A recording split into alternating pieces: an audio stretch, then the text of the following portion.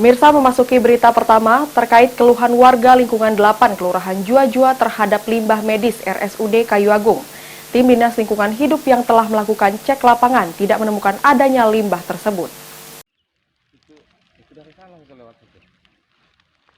Pasca warga lingkungan 8 Kelurahan Jua-Jua Kecamatan Kayu Agung, tim DLH Ogan Komering Ilir melakukan cek fakta di lapangan.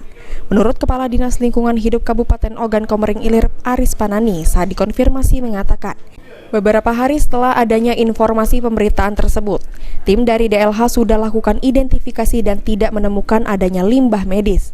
Sesuai fakta dokumen di lapangan, Aris Panani juga menyampaikan bahwa pihaknya juga sudah memanggil staf rumah sakit dan mengatakan bahwa RSUD mengaku sudah bekerja sama dengan lembaga resmi untuk mengelola LB3 rumah sakit. Dinas Lingkungan Hidup saat ini telah bekerja sama dengan Dinas Kesehatan tentang sosialisasi kesepakatan dalam pengelolaan limbah B3 sesuai ketentuan yang berlaku.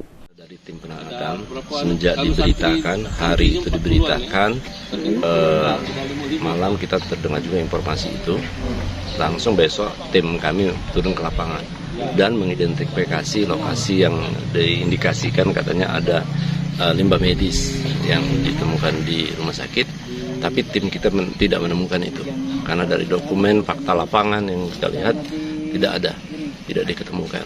Termasuk kita juga menyisir di luar pagar dari rumah sakit tersebut, tidak diketemukan limbah medis, dan kita juga sudah memanggil berkoordinasi dengan staf rumah sakit yang membidangi tentang LB3 ini. Mereka juga sudah bermitra sebenarnya dengan lembaga untuk pengambilan dari limbah medis ini.